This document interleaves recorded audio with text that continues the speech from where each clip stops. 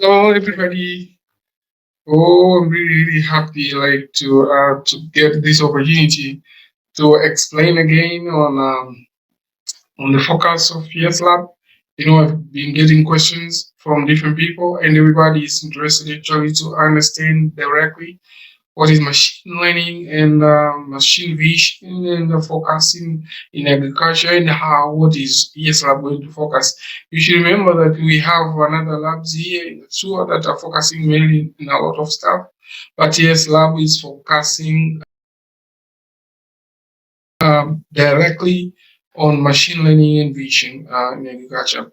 So our focus actually is I'll talk focus directly and at different parts where we're interested to develop models that will be compatible or be useful in Tanzania.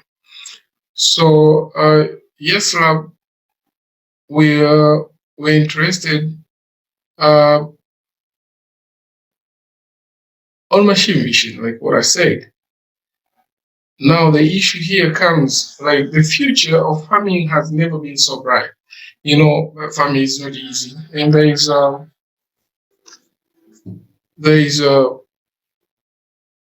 there is an abundant of scalable technology that reduce risk, improve sustainability, and place the grower in the center of predictively informed decision. This is a new smart agriculture that is emerging, and as yes lab, we want to play a field here, especially in Tanzania, introducing this field and making sure like people are participating in this and making sure our people, our developers, our techno guys and techno entrepreneurs, they can grow up thinking about this field and make sure like we really utilize new technologies that are available at TS Lab. And so as I explained before, um, machine learning as a technology gives the grower information about his or her own operation that changes and how they look at the farming. So we're using data to answer questions which couldn't answer before and exposing opportunities to growers to change behavior around some of the key decisions each year. So AI can help actually solve most of the pressing problems in agriculture, and you expect AI to play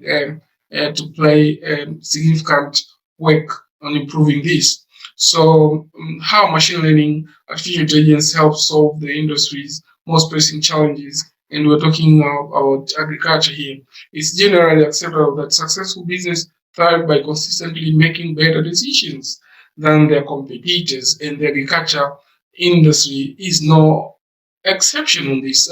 Agriculture farmers also need to do decisions that they can most of the time like beating decisions that they made in a previous season. You improve as days goes, you improve and you get this knowledge. Now, assume like if you have a technology that will be helping you to do that accurately, and that's what we are looking for. So, through the application of artificial intelligence and machine learning, growers can access increasingly sophisticated data and analytics tools, which enables better decision, improve efficiency, and reduce waste in food and biofuel production, and all while minimizing negative environmental consequences. For example, farmers may be concerned like how their data can be shared and all this kind of stuff.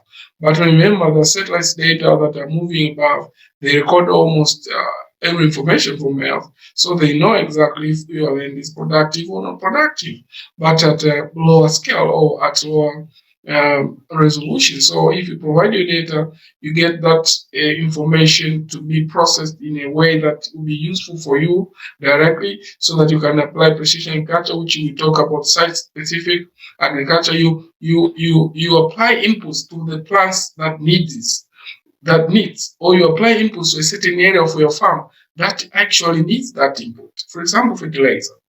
For example, you want to solve the issue of salinity, or you want to irrigate. You irrigate somewhere where the soil cannot handle a lot of cannot handle moisture. So if the place has a moisture already, you don't have to irrigate. So uniform irrigation actually supply the same, even if there's moisture that is constant. So what we need is make sure, like, if you're applying irrigation, then you just apply to the field capacity. So there are a lot of this innovative way professionals in the agriculture industry can play, and I'll talk about the list, and I'll be talking each part depending on where we are focusing. So in digital farming or digital agriculture brings increased precision to crop production by supporting key farm-related decisions with data-driven insights. So crop production plays a critical role in the food and biofuel industries worldwide. And machine learning actually is radical, improving the way farmers contribute on both fronts. So farmers make hundreds of complex and interconnected decisions every year that impact their risk, sustainability, and business returns. Using sensors in the field in concert with machine learning enabled digital applications, farmers now have the means to predict harvest yields and evaluate crop quality, identify plant species, and detect crop diseases and weed infestation in a way that were previously seen as impossible. And this provides us an opportunity to make sure like we do best decision. Now, through the application of ML technology, a farmer can log into a customized dashboard on the computer or tablet and access an accurate assessment of the harvested versus non-harvested acres on a given day. So the weight and maturity of harvested crops can also be measured and predicted. Oh, so you can see the machine learning is bringing something on board that is quite useful for farmers. Now, additionally, using a variety of technologies, including image analysis, crops can be evaluated both before and after harvest for the presence of desirable features, extent of damage if applicable, and nutritional makeup, and the other factors that may impact the ultimate variable yield and product price. And this is it's quite useful for farmers. Now let's look on species identification. So many plants have similar leaf composition, for example. Colors, when you look at the colors, they are almost all green, and shapes too. They look almost similar, making it difficult to label them using the human eye. So farmers can now rely upon machine learning to assess complex patterns and accurately identify related plants or weed species on their farm. And this is quite critical, especially when you want to apply your herbicides. So digital identification of plant species save farmers time, allowing them to increase productivity in other critical areas of farming. Now, let's look on crop disease and weed detection. Actually, machine learning driven image processing allows farmers to rely upon digital tools to recognize weed species and to determine which crops are healthy and which ones are infested with disease caused by fungi, caused by bacteria or viruses. Now, the ability to identify weeds with digital tools make it possible actually to train mechanical devices. Here we're talking about autonomous machines like robots to pull weeds from the field or to apply electricity to the field and kill them, or to shot them, or to make to kill them by using chemical, for example, by applying chemicals and protecting the environment from damage caused by pesticide and use and saving farmers time and effort. So you can apply chemicals, but you don't apply to that much that can destroy environment. So you apply very little pesticide, or you don't apply at all because you can just pull them. Because pesticides were introduced because it was pulling out the weeds. It was quite difficult. So we wanted these herbicides, for example, to be applied, and this is quite vital. Now, additional digital applications that can evaluate crops for disease can also provide an accurate disease diagnosis and recommend an optimal treatment plan. This technology actually helps farmers avoid settling on one-size-fits-all solution that not only fails to address a specific disease, but may inadvertently cause undesirable side effects such as pollution or bee population reduction. It also allows the companies that manufacture crop disease treatment products to better save their customers, and this is quite important. Now look at this. This is the real world use case. So you can see like this. You provide image. So after providing image, object computing build a mobile solution that allow farmers to photograph disease, plant, and receive accurate diagnostic and product recommendation instantaneously. So you get a picture, you suggest, and it tell you which disease it after scanning the image of the crop. And this is quite vital and important for farmers because after knowing the disease, then uh, they can go to next step of applying herbicides, or they can go on doing a much better informed decision. Now look at this. So as we talked, this is summary on digital farming. Like today, farmers rely upon machine learning enhanced technology to map and estimate yield. That's very important and better meet demand without unnecessary waste, and also make smarter harvesting and price decisions. Identify and automatically remove harmful weeds. Find and treat crop diseases with targeted solutions, and accurately classify weed species and increase productivity, save time, and operate more economically, and the list goes on and on. So let's move to another topic that is quite useful in ranching. So digital ranching, here we talk those who work with livestock and also experience time and cost savings as a result of machine learning technology. So um, with machine learning technology, actually, after being introduced, especially in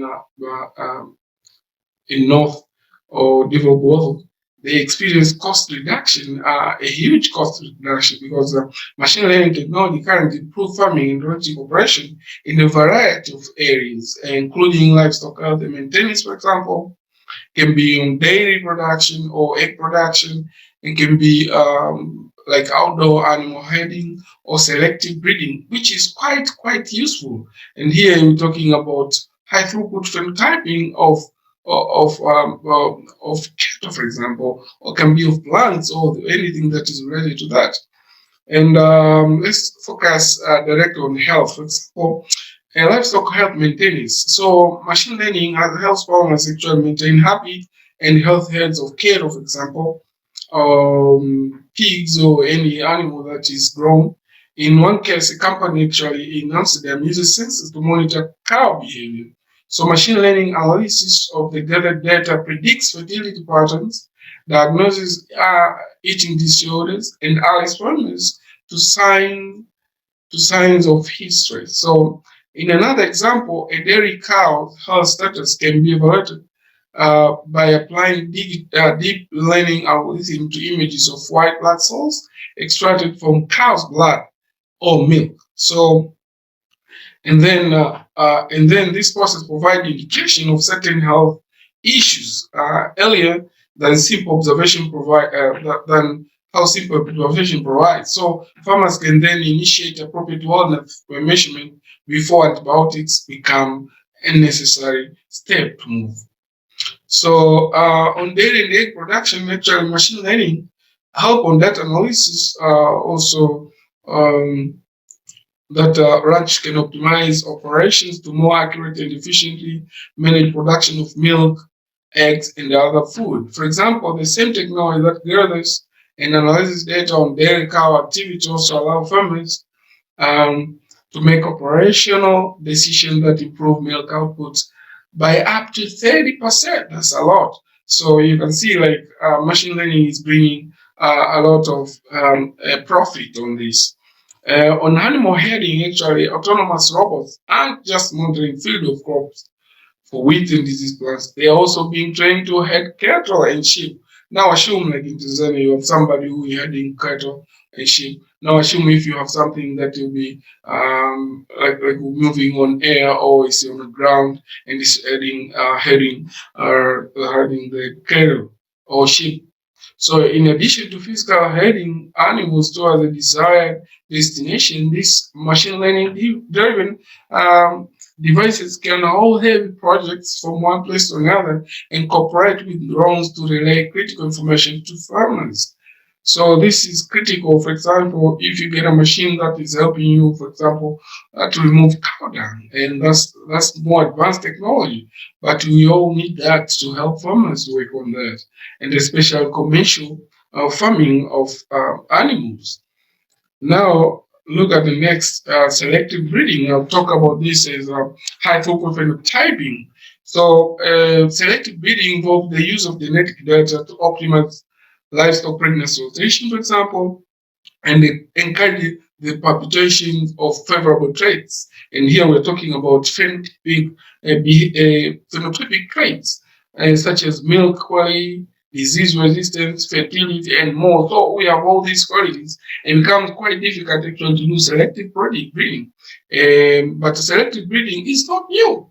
Ranchers have relied upon observable factors to produce livestock lines that possess these characteristics for centuries. So today, with the assistance of machine learning technologies, sensors, and applications, a vast amount of data regarding genetic molecular makers, environment, feed makeup, birth pattern, and more can be analyzed, and ranchers are able to make livestock mating decisions with significantly more accurate results. And this is quite beautiful. And let's look on digital ranching summary. So we have already discussed, and I'm really glad that we discussed a little bit on how analysis of livestock behavior patterns and provide better care and feeding recommendation by using machine learning enhanced technology.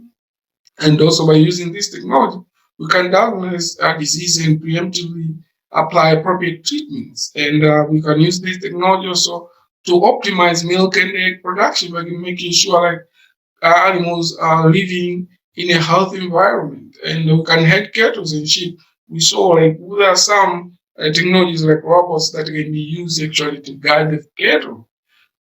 Also, we can perform manual labor, evaluate and compute farm condition data, predict fertility patterns, and prove breeding selection to produce hardy stocks. So, and also increase productivity. And we want to save time. We don't have to like to sample these animals. If we can do it automatically, or we can do by using machines, we can save a lot of time and operate more economically.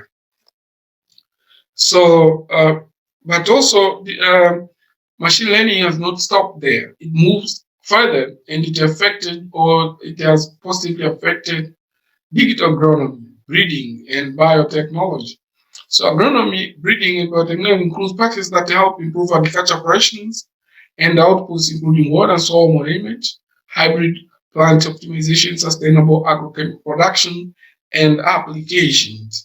So with the water and soil management, we're talking about ML-assisted analysis of precipitation and evapotranspiration. Like you can get this information, very few information. If you have historical data, if you can predict when it will rain, when you will receive rain, for example, it's quite important, or when the temperature will rise.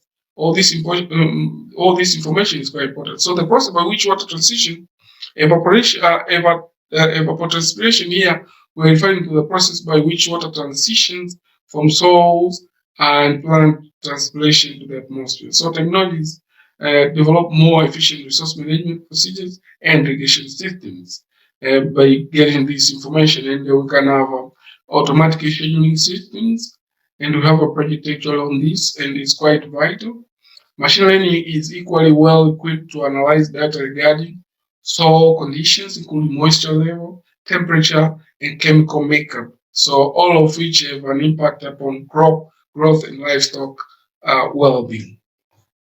So plant breeding and plant phenomicics. So as with humans, plants characteristics are determined by the genes. Certain genes help plants absorb water and nutrients better than others. So while others help them fight diseases more effectively. So some genes even affect how a plant may end up testing. So an entire industry revolves around developing commercial seed products that combine the best features of various plant strains. And this is the recurrent work. Every year you need to develop a new breed. You cannot use the previous breed because it won't perform next year. So every time you need to find the best one. So if it's every time, that is a cumbersome job. What if we deploy machine learning? So without the aid of machine learning based technology, a single hybrid development cycle can take scientists 7 or 8 years. We have seen even with COVID, like COVID vaccines was developed quite fast compared to how because the vaccine industry has grown so fast and because of machine learning. So it has been faster to do that. So although this is still faster than the speed at which the nature performs the process, machine learning can do best.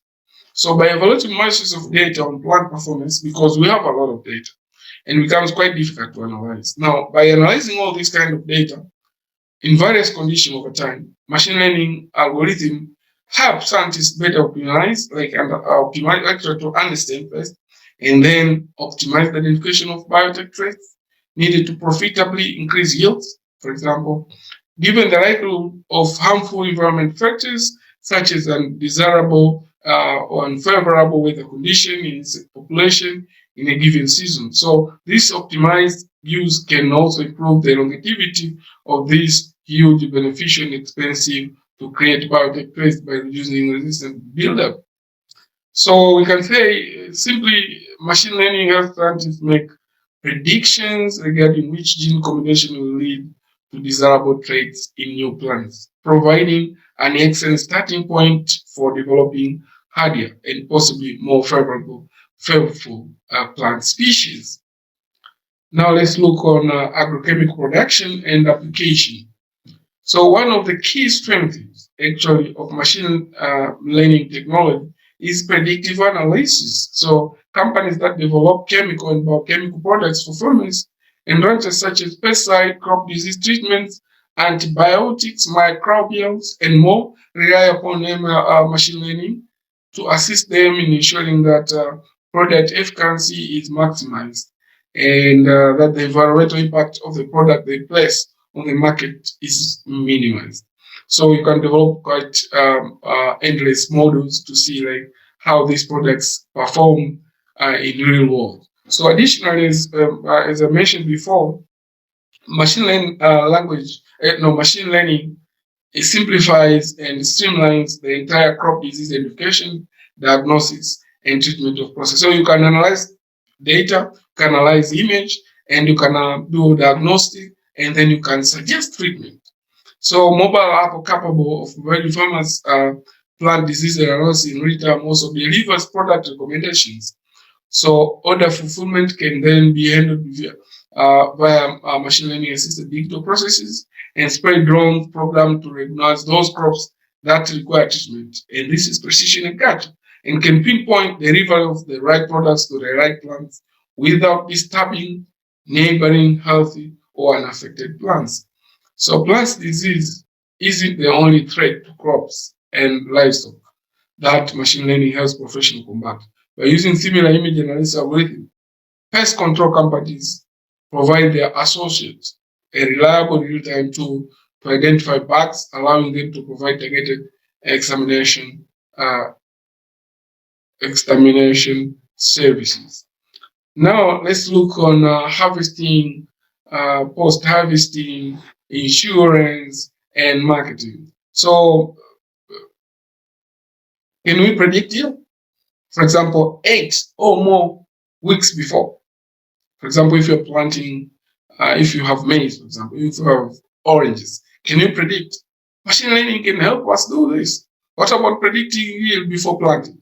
You have not yet planted, and you can predict yield, exactly what you're going to get by using the data from the before and by entering data management information that you want to do. Right? Because you have all this information, you can project, for example, environmental issues like rainfall. You can predict about temperature. So it becomes live. Like you can predict yield before planting. What if you can do that? How do you predict the market access? How the prices will change? How the dynamics will be working or will happen in time series models, and how a farmer can know exactly before supplying or before harvesting, can they identify or can they predict the price so that farmers can do best decisions? And what if the farmers want to get insurance for the farmers? They want insurance. Now, banking systems, especially in Tanzania too, they have been interested on this field. Like, how do you insure these farmers? How do you determine their premiums, for example? Eh? How do you do mapping and know the characteristics of agronomic characteristics of the farm so that you can determine or you can exactly estimate the premiums? So many years of marketing and consumer behavior studies towards multiple commodities have been predicted using artificial intelligence. For example, how the consumer are going to buy certain commodity or certain agricultural commodity before you supply to the market. And we have advisory systems already existing in Tanzania, and we have some e-commerce systems. How do we integrate together so that they match the service farmers get from the consumers, and see when you get farmers are connected directly to the consumers? Do consumers care about shelf life of the product? Do we really need to know like exactly when did you plant and predict and get all this information? For example, if fish was brought from Mwanza, for example, can we predict the shelf life of the fish, or we can have instantly maybe using phone an image and I get a fish and I know if the fish is fresh or not, or if I get the images of vegetables and know like exactly when was the vegetable maybe uprooted from the farm. That will be useful for consumers. So in summary, actually we discussed a little bit on how we analyze and optimize water and soils resources, develop better hybrid plant species using high throughput phenotyping, reduce harmful environmental impacts of pesticides and other products, remotely diagnose crop diseases and provide targeted solutions, deliver crop disease treatments and pesticide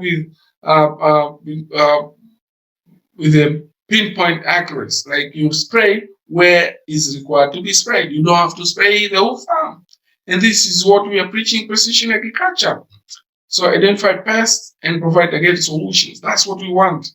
And we want that because we want to increase productivity, save time, and operate more economically so that we make profit, a lot of profit. So I'll discuss a little bit about the technologies that we'll be discussing in YEESI Lab, and we have different instructors who will be going through. But typically, we're going to use Python, and on machine learning, we're going to discuss supervised learning, unsupervised learning, reinforcement learning, and I'll give a nutshell. This is just a nutshell of what will be learned in machine learning. So in YEESI Lab. Apart from that, YEESI Lab is going to focus on 6 subjects. So we have problem solving, program design with Python, because we really need people to develop these skills who are using Python. Python is quite famous. Python is quite useful in machine learning. You can use Python to do all this kind of stuff. And then we have a subject that will talk on introduction to digital cut.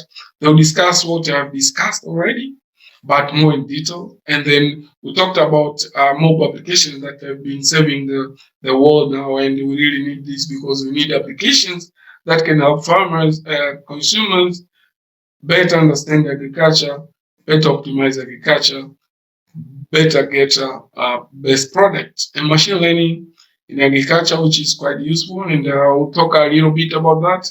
And then another topic that will be covered is machine vision in agriculture. And then the last, which is quite important, is entrepreneurship for artificial intelligence. And we're looking into it to collaborate with external entrepreneurs who have been experienced in the industry, so that our students and our youth who are participating in YEESI Lab, they can get in a nutshell of what it is to share or to work with entrepreneurs. Now, on supervised learning, this is a concept of target or output outcome variable, which is to be predicted for a given set of predictors. which we call independent variables. So supervised learning means I have data, I have images, I have pictures, I have everything. Then I give it, I teach the system how to recognize it. Tell, this is this is this is a cow, this is a cow, this is a cat, this is a dog, this is this, you tell this is chain, this is spinach, and then the model after learning a few days, then it can train itself and see like how can recognize that, and then it can the training process continues until the model achieves the desired level of accuracy on the training data. Most of these can be regression models, decision tree, random forest, logistic regression, artificial neural network, deep learning, and all those kind of things. So this can be thought as learning with the teacher in form of functions that provide continuous feedback on the quality of solution obtained, thus fair. And unsupervised, and this is quite common, is clustering population. So when you see a lot of stuff like mixing maybe of different colors, then you can make clusters. In this, there are a lot of these technologies like gamings, apparel algorithms, and all these are clustering application, including clustering, distribution, statistical distribution, compression, and filtering. So they're quite good, especially when you want to filter, for example, the images before you maybe use for supervised learning, or you can use them directly, and these are quite good on that.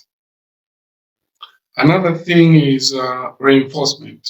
So with reinforcement learning, so using this algorithm, the machine is trained to make specific stuff. So it works this way. The machine is exposed to an environment where it trains itself continually using trial and error. So, for example, you can give images of different crop species, like 3 crop species, and later on maybe you provide another image which does not belong to that crop species, the other 3 crop species. Then the machine to recognize like this was not part of those 3, instead of forcing to predict among the 3. Or it can train itself, for example, for robotic system. You try, for example, picking something and you cannot pick it well. You try again until, because you maximize everything. Every move you do, you maximize it. Every move you do, you maximize it. You get a score. And if the score is good, then you move with the score. If it's low, it's a penalty, you leave it. And one of the examples of this is called Markov decision process, MDP. So in applications such as playing video games, an actor takes a string of action, receiving a general and predictable response from the environment after each one. The goal here is to win the game. So generate the most positive, lowest cost responses. So in the reinforcement learning, the aim is to weight the network, devise a policy to perform actions that minimize long-term expected cumulative cost. At each point in time, the agent performs an action and environmental genetic observation and an instantaneous cost according to some or usual known rules. So you can train models by having like a lot of farm management information. Then you can provide that, and the model can be trained actually to predict which management practices will be the best for the next season. And this is quite useful technology. So the rules and the long-term cost usually only can be estimated at any juncture. So the agent decide whether to explore new actions to uncover their cost or to exploit prior learning to proceed more quickly. Let's conclude on this. And so the opportunity to enhance agriculture operation using machine learning, machine vision, and artificial intelligence are no means exhausted. In fact, we currently stand at the beginning of one of the most impactful chapters in agriculture industry that has ever been seen. And especially for us in Tanzania, we have great opportunities. And I'll press one of the I call it $1 million question, but this is the $1 billion question. So information and more important insights is essential to modern agriculture, from creation of new hybrid and variety products to the placement of products in the correct management zones to capture value at harvest time. So as technology advances, industry experts and technologists are working together to imagine solutions that were nothing but science fiction even very few years ago. By 2012, nobody was like doing deep learning. So, but it was there. The technology was there, but it was not possible because we didn't have fast computers. GPU was not there. So now every scientist and like we need to use GPU, and now we're talking about using less data because by providing all this data, the machines can learn and do wonderful stuff. And this is we have seen recent, especially on production or the development of vaccine, especially on COVID vaccine. It was developed by using machine learning. So is it the time to reimagine what's possible for Tanzania or for your business, future, for your expectations? Machine learning providing you opportunity that is quite big. Now let me ask you: think big, think big, think big. This is $1 million question. Now, can you sit down and write a proposal of not more than 10 pages? You don't write a lot of, and not less than 5 pages to develop a startup, for example, or a spin-off company that shall work on digital agriculture to provide planting insights, for example, by using weather information and surveillance on pests and diseases. Can you predict before the disease happens? And when people visit this, you can tell them, specify, like, this disease is coming. Maybe they apply fertilizer before, no, they apply pesticide before the disease come, or they do something that you think is quite important. Can you predict if a farmer provide you a time when they planted? Can you predict if the disease will come? Can you control this? So discuss actually with your peers, for example, opportunities available in digital agriculture in Tanzania.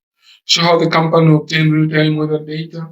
Show which potential models based on secondary data, for example, will be used to generate insights on crop conditions, and indicate how many employees would you need for the companies and why. For the company and why. Show the annual budget and how the company will earn income. And this is what we intend in YEESI Lab. We don't want you just to graduate. We just you need to learn all this kind of stuff, but also how to raise funds and how are you going to find partners.